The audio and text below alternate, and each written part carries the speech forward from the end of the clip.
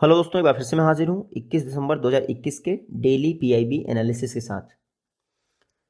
देखिए, अभी स्टार्टिंग में भले ही शाम को वीडियो अपलोड हो रही है, लेकिन मेरे ख्याल से 1 जनवरी से ये सुबह में ही 6 AM पे अपलोड होगी। और पीआईबी की जो प्रीवियस वीडियो हैं वो मैं अपलोड नहीं करूँगा।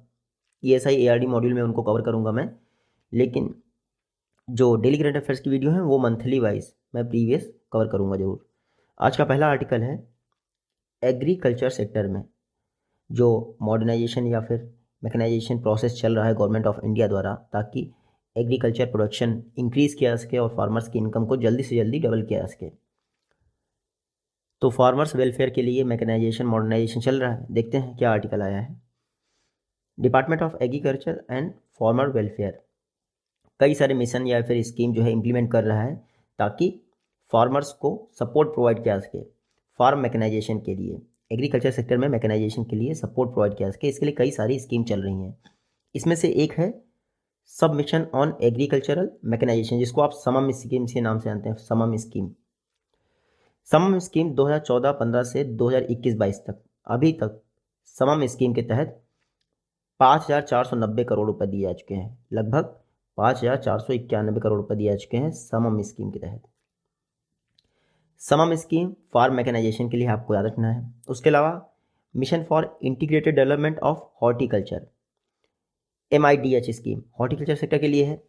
तो इसमें हॉर्टिकल्चर सेक्टर में जो ये हॉर्टिकल्चर या फिर वेजिटेबल्स क्रॉप्स होती हैं, इनको प्रमोट करने के लिए 2014-15 से लेकर 2021-22 तक 2767 करोड़ रुपए दिए जा चुके हैं। कितने? 2767 करोड़ रुपए। तो समम स्कीम के तहत 5,491 करोड़ रुपए, और जो हमारा वेजिटेबल्स यानी हॉर्टिकल्चर सेक्टर में MIDH स्कीम है उसके तहत 2767 करोड़ रुपए दिए जा चुके हैं। और ये जो आपका MIDH स्कीम है, इसकी वजह से ही 2014-15 से लेकर 2021-22 तक जो आपका हॉर्टिकल्चर एरिया है कल्टीवेशन का, वो 2.33 लाख हेक्टेयर होगा। कितना? 2.33 लाख हेक्टेयर। तो आप भले ही कुछ ना याद रखें, ये जरूर याद रखें कि हॉर्टिकल्चर कल्टीवेशन एरिया इस समय इंडिया में कितना है? लगभग 2.33 लाख हेक्टेयर। आपको मोटा मोटा याद होना चाहिए, क्योंकि फैक्चुअल इतना तो डीप नहीं आपको याद होना चाहिए, लेकिन फिर भी इतना। फिर प्रधानमंत्री कृषि सिंचाई योजना, इसका एक कंपोनेंट है पर ड्रॉप मोर क्रॉप। इसके लिए आप देख लीजिए 2015-16 से 2021-22 तक एरिया कितना कवर किया जा चुका है माइक्रो इरिगेशन। ये देख लीजिए आप, माइक्रो इरिगेशन के तहत 59.37 लाख हेक्टेयर। कितना? 59.37 लाख हेक्टेयर ये माइक्रो इरिगेशन के तहत एरिया कवर किया जा चुका है। और इसके लिए फंड कितना रिलीज हो चुका है? 15,281 करोड़ रुपए के आसपास। कितना? 15,281 करोड़ रुपए के आसपास। तो ये कुछ मोटा मोटा आप याद रखिए। जैसे समम स्कीम के तहत 5,491 करोड़ के आसपास, फिर MIDH स्कीम के तहत 3767 करोड़ रुपए, फिर पर ड्रॉप मोर का कंपोनेंट यानी माइक्रो इरिगेशन के लिए 15,281 करोड़ रुपए। एरिया खास है, एरिया पे आप फोकस करिएगा अगर आप नाबार्ड का एग्जाम देने जा रहे हैं तो। फिर समम स्कीम 2018-19 के बीच में क्या एक स्टडी कंडक्ट की गई कि फार्म मैकेनाइजेशन का कुछ इफेक्ट भी पड़ रहा है कि भैया ऐसे ही समम स्कीम चल रही है। तो ये जो स्टडी कंडक्ट की 2018-19 में समम स्कीम के लिए, इसमें बताया गया कि समम स्कीम ने एक पॉजिटिव रोल प्ले किया है फार्म लेबर्स के लिए। देख लेते हैं। Mission for integrated development of horticulture, ये एक सेंट्रली स्पॉन्सर्ड स्कीम है हॉर्टिकल्चर कल्टीवेशन को प्रमोट करने के लिए। Mission for integrated development of horticulture, nodal ministry क्या है? Ministry of agriculture and farmer welfare इसकी नोडल मिनिस्ट्री है। ये स्कीम 2014-15 से इंप्लीमेंट की जा रही है।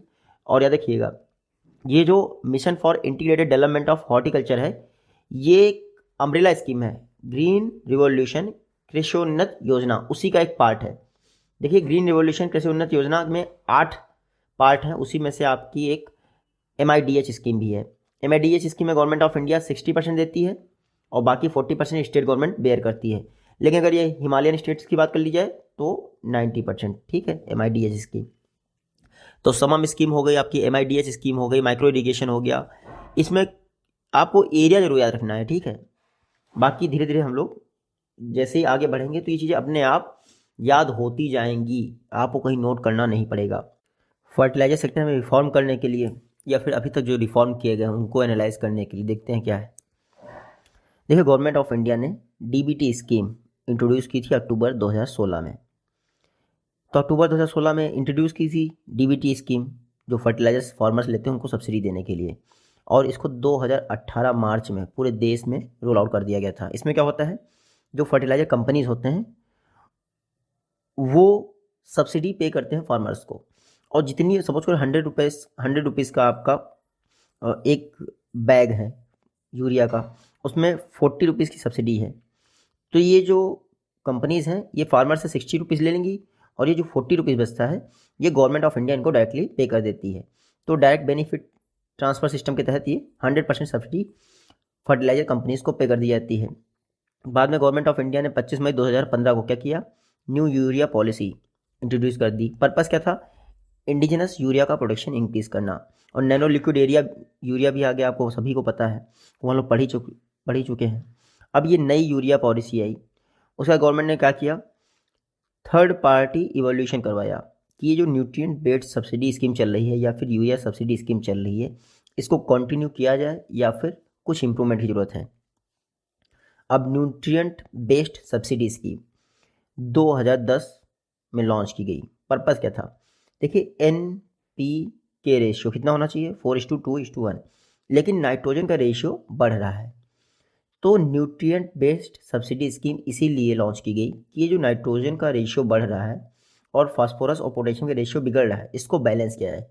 इसीलिए गवर्नमेंट ऑफ इंडिया ने 2010 में nutrient based subsidy scheme launch की गई। उसके अलावा अभी हाल ही में कैबिनेट ने क्या किया, 2021-22 के लिए न्यूट्रिएंट बेस्ड सब्सिडी रेट्स जो फास्फोरस और पोटेशियम फर्टिलाइजर्स के लिए हैं उसका अप्रूवल दे दिया है। इसका प्रपोजल कौन देता है न्यूट्रिएंट बेस्ड सब्सिडी रेट के लिए, डिपार्टमेंट ऑफ फर्टिलाइजर। अब ये देख लीजिए, न्यूट्रिएंट बेस्ड सब्सिडी स्कीम के तहत सब्सिडाइज्ड रेट पे NPK और ये सल्फर कंटेंट वाले जो फर्टिलाइजर्स होते हैं वो फार्मर्स को दिए जाते हैं। अब एग्जाम में आपसे पूछ सकते हैं कि न्यूट्रिएंट बेस्ड सब्सिडी स्कीम में इनमें से कौन सा जो फर्टिलाइजर है वो कवर नहीं किया जाता है, तो आप सोचोगे NPK किया जाता है, आप सल्फर पर ध्यान नहीं दोगे। तो ये आपको बताना चाहिए, सल्फर के लिए भी न्यूट्रिएंट बेस्ड सब्सिडी स्कीम मिलती है। अब उसके अलावा NPK, अब नाइट्रोजन का तो आपका रेशियो पहले से बढ़ा है, तो फास्फोरस और पोटेशियम का रेशियो इंक्रीज करने के लिए गवर्नमेंट DAP को प्रमोट कर रही है, डाई अमोनियम फास्फेट को। क्योंकि जो आपका यूरिया होता है, यूरिया में 46% नाइट्रोजन होता है, कितना 46%, लेकिन DAP में 46% फास्फोरस होता है, मात्र 18% ही नाइट्रोजन होता है। ठीक है, तो इसीलिए गवर्नमेंट ऑफ इंडिया जो है DAP को प्रमोट कर रही है। अगला है ऑर्गेनिक फार्मिंग, इसको एक्सपेंड करने की कोशिश की जा रही है। अब इसको एक्सपेंड करने के लिए हमारे इंडिया में ऑलरेडी कई सारी स्कीम चल रही हैं 2015-16 से। इसमें से स्कीम है परंपरागत कृषि विकास योजना। परंपरागत कृषि विकास योजना ये पूरे भारत के लिए है, except north eastern region. North eastern region के लिए अलग से है mission organic value chain development in north eastern region. तो आपको ये याद रखना है, परंपरागत कृषि विकास योजना ये नॉर्थ ईस्टर्न रीजन को छोड़कर पूरे भारत के लिए है, और वही mission organic value chain development for north eastern reason वो अलग से नॉर्थ ईस्टर्न रीजन के लिए है। इसमें क्या होता है, ऑर्गेनिक प्रोडक्शन यानी ऑर्गेनिक फार्मिंग को बढ़ावा देने के लिए इंसेंटिवाइज किया जाता है फार्मर्स को अलग अलग तरीके से। जो प्रधानमंत्री परंपरागत कृषि विकास योजना है, इसमें क्या होता है, 3 वर्षों के लिए पर हेक्टेयर 50,000 रुपये की हेल्प की जाती है फिनेंशियल फार्मर्स के लिए, यानी 3 साल में 50,000 रुपये पर हेक्टेयर फार्मर्स को दिए जाते हैं। इसमें डायरेक्टली फार्मर्स को दिया जाता है 31,000 रुपये, कितना डायरेक्टली DBT के द्वारा दिया जाता है 31,000 रुपये। बाकी अगर आप कैपेसिटी बिल्डिंग कर रहे हैं या कुछ और कर रहे हैं, इंफ्रास्ट्रक्चर बना रहे हैं, तो उसके लिए आपको सब्सिडी प्रोवाइड की जाती है। लेकिन इस 50,000 में 31,000 जो है आपके डायरेक्टली अकाउंट में ट्रांसफ़र कर दिए जाते हैं। उसके अलावा जो mission organic value chain development north eastern reason है, ये नॉर्थ ईस्टर्न स्टेट में इंप्लीमेंट की जा रही है ऑर्गेनिक प्रोडक्शन इंक्रीज करने के लिए। अब इसमें क्या होता है, इसमें 46,575 पर हेक्टेयर फॉर 3 ईयर्स दिए जाते हैं FPO बनाने के लिए, फार्मर्स प्रोड्यूसर्स ऑर्गेनाइजेशन बनाने के लिए, ताकि इस तरह की चीज़ें आपको प्रोवाइड किया सकें। अगर आपने FPO बनाया यानी कि कई सारे फार्मर्स मिलके एक FPO बना लेते हैं ताकि उनकी बार्गेनिंग कैपेसिटी इन्हांस हो सके। ठीक है, तो FPO बना लेते हैं आप, तो उससे पहले आपको 46,575 पर हेक्टेयर 3 वर्षों के लिए मिलते हैं। उसके अलावा FPO अगर कोई पोस्ट हार्वेस्ट इंफ्रास्ट्रक्चर क्रिएट करता है या कोई प्राइवेट एंटरप्रेन्योर होता है, उसको भी mission organic value chain development के तहत 75% से लेके 50% तक की क्या दी जाती है, सब्सिडी प्रोवाइड की जाती है अगर आप इंफ्रास्ट्रक्चर बना रहे हैं। वहीं आप देख लीजिए प्रधानमंत्री बार बार निकल रहा है, परंपरागत कृषि विकास योजना, इसमें 3 वर्षों के लिए 7500 रुपये पर फार्मर दिए जाते हैं कैपेसिटी बिल्डिंग के लिए। मैंने आपको बताया परंपरागत कृषि विकास योजना में 31,000 रुपये फार्मर्स को डीबीटी के द्वारा। फिर ये देख लीजिए अगर आप कैपेसिटी बिल्डिंग करते हैं तो 7500 रुपये अलग से दिए जाते हैं परंपरागत कृषि विकास योजना के तहत। लेकिन यही अगर mission organic value chain development की बात करें तो इसमें वही वैल्यू 10,000 रुपये हो जाती है पर फार्मर फॉर 3 ईयर, इतना याद रखिएगा। और यहाँ पढ़ लीजिए परंपरागत कृषि विकास योजना नॉर्थ ईस्टर्न रीजन में 2018-19 से इंप्लीमेंट नहीं की जा रही, क्योंकि 2018-19 के बाद mission organic value chain development for north eastern reason हो गया और ये सिर्फ नॉर्थ ईस्टर्न स्टेट में ही इंप्लीमेंट की जाती है। तो परंपरागत कृषि विकास योजना। अगला आर्टिकल है डे NRLM के तहत अब वुमेन सेल्फ हेल्प ग्रुप्स को ओवरड्राफ्ट फैसिलिटी मिलेगी, कितनी, 5,000 रुपये। जो प्रधानमंत्री जनधन योजना उसमें भी 5,000 कर दी गई है मेरे ख्याल से, अगर आपका खाता ठीक है तो। मिनिस्ट्री ऑफ रूरल डेवलपमेंट ये ओवरड्राफ्ट फैसिलिटी लॉन्च करेंगे, 18 दिसंबर को लॉन्च कर दिया, मतलब 5,000 की ओवरड्राफ्ट फैसिलिटी होगी women self help groups members के लिए। यानी कि सेल्फ हेल्प ग्रुप है वुमेन्स का, उसके जितने मेंबर होंगे वो अपने अकाउंट से 5,000 रुपये निकाल सकते हैं। हमारी फिनांस मिनिस्टर निर्मला सीतारमण जी 2019-20 की स्पीच में उन्होंने बताया कि वेरीफाइड जो सेल्फ हेल्प ग्रुप्स के मेंबर होंगे उनको 5,000 की ओवरड्राफ्ट फैसिलिटी दी जाएगी। लेकिन फिर कोविड आ गया, ये सब चीज़ें पीछे रहेगी। ये अब थोड़ा सा नॉर्मलाइजेशन हुआ है तो सोचते हैं कि चलो वापस से ये काम किया जाए। दीनदयाल अंत्योदय योजना, ये तो बाद में ही नाम पड़ा, पहले था national rural livelihood mission, ministry of rural development की स्कीम है। ये ओवरड्राफ्ट फैसिलिटी प्रोवाइड करेगी women self help groups member को। इस समय क्या है, 5 crore women self help groups member हैं डे NRLM के तहत, और ये 5 करोड़ 5,000 OD के लिए अवेलेबल होंगी ओवरड्राफ्ट फैसिलिटी के लिए। थोड़ा सा बेसिक डाल लेते हैं। तो वुमेन सेल्फ हेल्प ग्रुप्स बनाए जा रहे हैं, यानी सेल्फ हेल्प ग्रुप्स डेवलप किया रहे हैं डे NRLM के तहत। डे NRLM का मेन मोटिव है लाइवलीहुड कंडीशन को बेहतर करना। ये एक सेंट्रली स्पॉन्सर्ड स्कीम है, मिनिस्ट्री ऑफ रूरल डेवलपमेंट की स्कीम है, 2011 में लॉन्च की, जून 2011 में। पहले नाम था इसका NRLM national rural livelihood mission, बाद में दीनदयाल अंत्योदय योजना रीनेम कर दी गई 25 सितंबर 2015 को। पर्पस क्या है, रूरल पॉवर्टी को एलिमिनेट करना। लेकिन दिखाई नहीं पड़ता कहाँ से एलिमिनेट हो रही, ना ही जो डे NRLM स्कीम है इसका कोई बहुत बड़ा स्कोप दिखाई पड़ता कि हाँ भैया हो रही है। मैं भी गांव में रहता हूँ, कहाँ पे मुझे नहीं दिखाई पड़ता कभी भी कि वुमेन सेल्फ हेल्प ग्रुप्स बन रहे हो या कुछ भी हो रहा हो, डजेंट मैटर, कुछ भी नहीं हो रहा है। अब देख लीजिए जो फिनेंशियल ईयर चल रहा है हमारा, उसमें 30 नवंबर 2021 तक 27 लाख से भी ऊपर सेल्फ हेल्प ग्रुप्स को लगभग 63,000 करोड़ रुपए दिए जा चुके। कितने, 63,000 करोड़ रुपए। ये वैल्यू इंपॉर्टेंट नहीं है, लेकिन एक वैल्यू इंपॉर्टेंट है।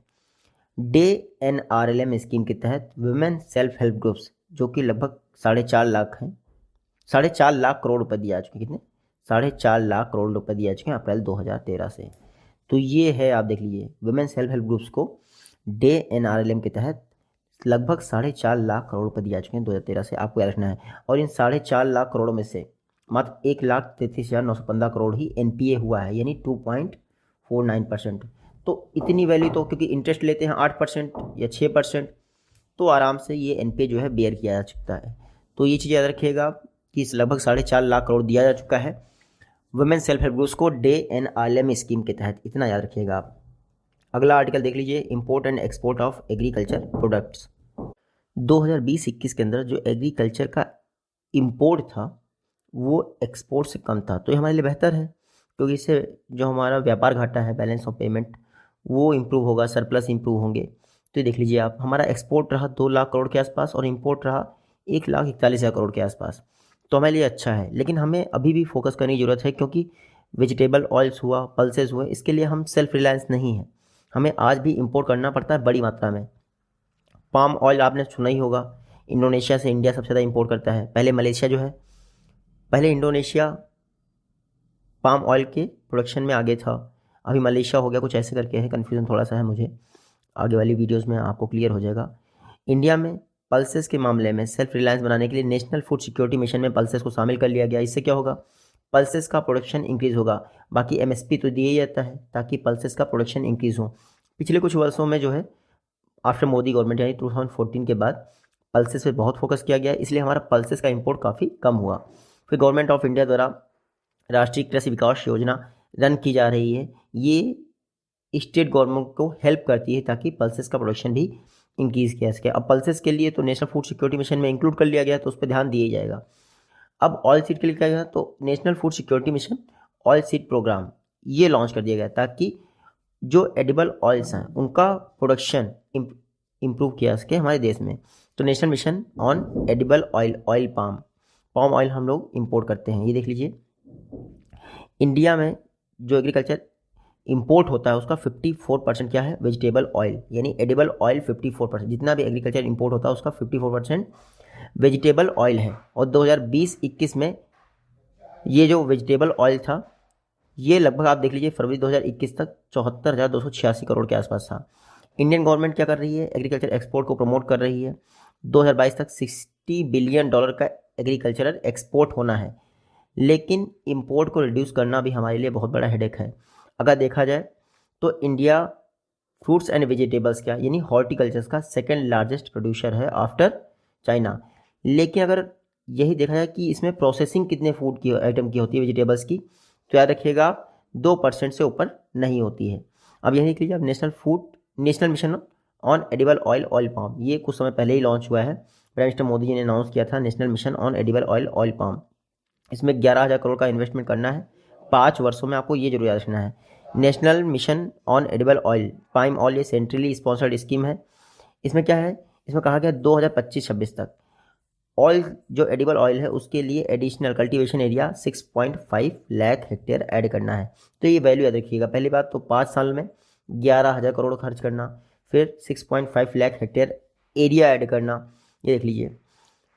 तो जो ये national mission for edible oil palm है, तो कल्टीवेशन क्या हो जाएगा 2025-26 तक oil palm cultivation 10 lakh hectare में होगा, जिसको बढ़ाकर 2029-30 तक 16,70,000 के आसपास करना है। पाम ऑयल क्या है, वेजिटेबल वर्ल्ड का मोस्ट कंज्यूम्ड वेजिटेबल ऑयल है।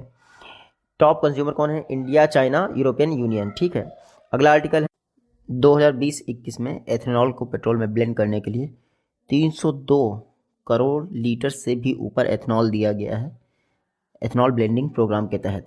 देखिए, गवर्नमेंट ऑफ इंडिया का टारगेट है 2022 तक 10% यानी 10% एथेनॉल ब्लेंडिंग टारगेट को अचीव करना, और 2025 तक इसको बढ़ाकर 20% करना है। ये 2025 पहले 2030 था, लेकिन रिसेंटली इसको प्रीपोन किया गया है। ये देख लीजिए, गवर्नमेंट ऑफ इंडिया ने 2018 में कहा था कि अब शुगर केन जूस से डायरेक्टली शुगर मिल्स द्वारा एथेनॉल निकाला जा सकता है। इसको अप्रूव करने के बाद एथेनॉल ब्लेंडिंग प्रोग्राम के तहत ऑयल मार्केटिंग कंपनियों ने क्या किया, 302 करोड़ लीटर एथेनॉल निकाला। एथेनॉल ब्लेंडिंग प्रोग्राम के तहत सब्सिडी प्रोवाइड की जाती है। 2003 में ये स्कीम लॉन्च की गई ताकि एनर्जी सिक्योरिटी इंडिया इंश्योर कर सके और पेट्रोल पे जो डिपेंडेंसी है इंपोर्ट की उसको कम किया जा सके। 5% एथेनॉल ब्लेंडिंग से शुरुआत हुई, 2022 तक 10% था, 2030 तक 20% करना था, लेकिन 2030 वाला जो टारगेट था इसको प्रीपोन किया गया और 20% कब तक, 2025 तक कर दिया गया। अब 2022 आने वाला है और इस समय इंडिया में एथेनॉल ब्लेंडिंग प्रोग्राम के तहत 8.5% एथेनॉल को ब्लेंड किया जा रहा है, यानी कि आप इजीली अचीव कर सकते हैं।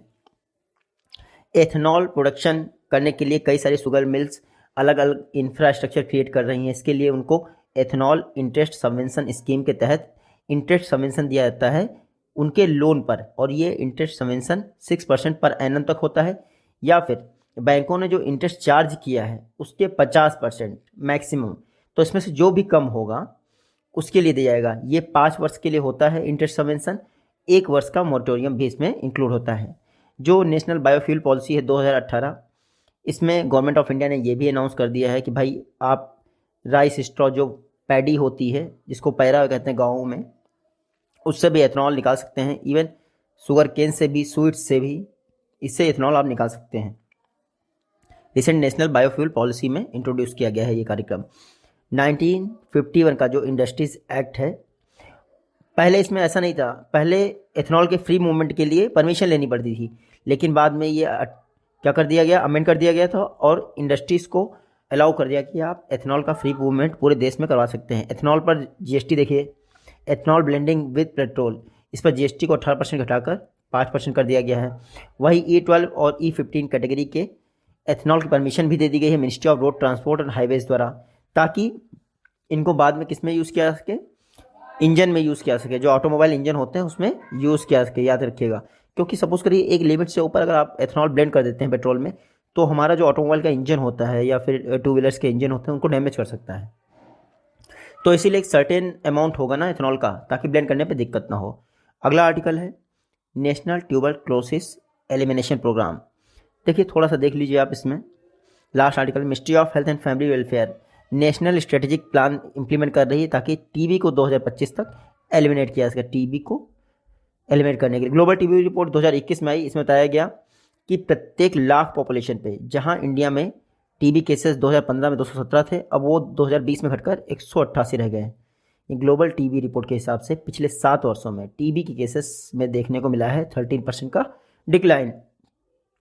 वहीं डेथ रेट देखा जाए तो 1 लाख पॉपुलेशन पर 36 लोगों की मौत होती थी 2015 में, अब वो 33 हुई, यानी बहुत कम जो है डिक्रीज देखने को मिला है। जनवरी से दिसंबर की बात करें 2020 में तो 18.12 लाख टीबी केसेस आए हैं, जो कि जनवरी मतलब कि 2019 से 25% लेस हैं। अब 2019 से 25% लेस हैं, इसका मतलब क्या हुआ, क्योंकि 2020 में कोविड आ रहा था तो टीबी के केसेस रिपोर्ट ही नहीं हो रहे थे। हालांकि टीबी केसेस में वृद्धि बहुत हुई थी, लेकिन रिपोर्ट ना होने की वजह से ये 25% कम दिखा रहा है। तो यही चीज़ यहाँ पर लिखी है। 18% फिर से जब कोविड चला गया तो 2021 में अक्टूबर तक ही 2020 से 18% हाई हो गए हैं। टीबी क्या है, एक बैक्टीरिया जनित रोग है, माइकोबैक्टीरियम ट्यूबरक्लोसिस, इससे होता है, लंग्स को डैमेज कर देता है। और इस समय निक्षय पोर्टल स्कीम ये भी लॉन्च की गई है। उसके अलावा ट्यूबरक्लोसिस पेशेंट को 5 रुपये पर मंथ ये निक्षय स्कीम के तहत दिया जाता है, ताकि वो अपने लिए न्यूट्रिएंट फूड अरेंज कर सके। महाराष्ट्र जैसी गवर्नमेंट तो ट्रैवलिंग के लिए भी देती है, तो निश्चय पोषण योजना, ठीक है, इसके तहत टीबी पेशेंट को 500 रुपीज़ पर मंथ दिया जाता है फूड को अरेंज करने के लिए। तो इतने आर्टिकल इंपॉर्टेंट थे, जल्दी जल्दी ये सुबह में वीडियो आने लगी, तब तक के लिए टेक केयर।